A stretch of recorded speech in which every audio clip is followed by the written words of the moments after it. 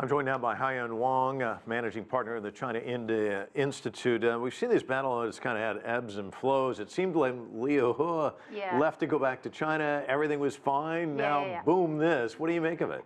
Well, definitely, I think that this is a tactics used perhaps for a better negotiation stance. But this kind of back and forth reversal does erode trust. This unpredictability, I think that, adds to the uncertainties as we see in the reflections in the stock market.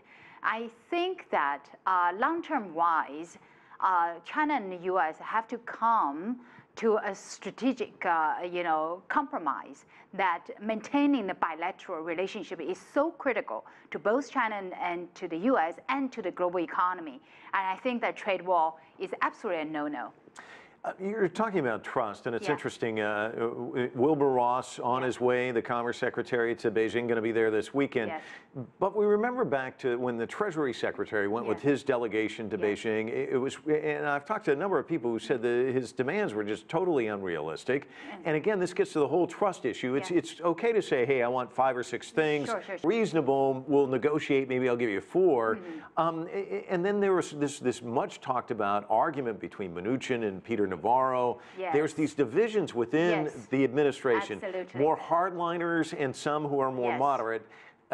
How's this going to shake out? Because it seems like some have Trump's ear one day and others have the other day. Absolutely. I think it does reflect the internal political strife, and not only within the Trump administration, but also amongst the political basis. I think that different states, different political constituents have different political agendas. Some groups benefit more from a warmer relationship with China. Others may complain more for losing jobs to China's imports.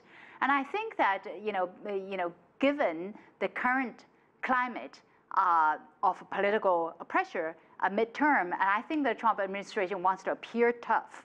But I think that appearance aside, threatening China would not work, would only backfire. I think that setting any specific target would not work. However, there has to be a solution, I think, reducing some of the trade deficit or trade surplus gap. After all, trade surplus, China's trade surplus with the U.S.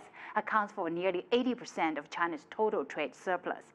So given that, and I think that there could be some potential reduction of that trade deficit or trade surplus gap, but without a specific target. But that the long-term structure shift takes time. It takes time. It takes the U.S. to adjust. It takes China to adjust. Well, it's not like a light switch you can turn on and off. Not at all. And building up the capacity to deliver on this would be next to impossible. The trade association that represents America's largest retailers came out on their website. They're opposed to this move.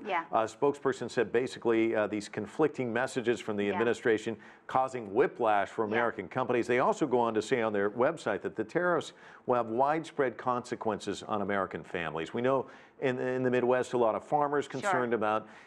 Talk to me about the impact here in the United States, not just between these two countries, but I mean, consumers are going to feel this. I think consumers will feel it. Certain multinational consumers that benefit from the manufactured goods, being it smartphones or computer accessories, definitely will have to pay a higher prices, and they suffer. And this suffering is borne more by the middle income classes, lower income American families, because they count on the cheaper imports to support their living standard. And I think multinational companies will suffer also.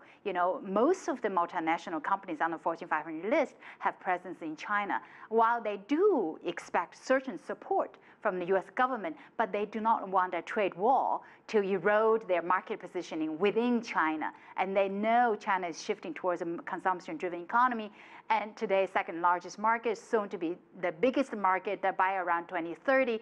They cannot afford losing that market presence there. And I think that the global supply chain is much more complicated.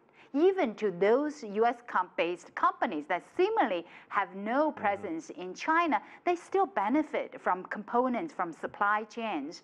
And then I think that some of the top-line figures is twisted in terms of not reflecting the value-added portion of China's exports are perhaps only half of China's top-line figures.